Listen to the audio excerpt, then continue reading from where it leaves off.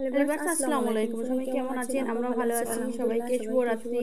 আজকে আপনাদের রেসিপি নিয়ে আসলাম সামনে নতুন একটা ভিডিও নিয়ে চলে আসলাম। সুন্দর করে আজকে আপনাদের আলুটা নতুন রেসিপি নিয়ে আসলাম। রেসিপিটা হচ্ছে আলু চিপস।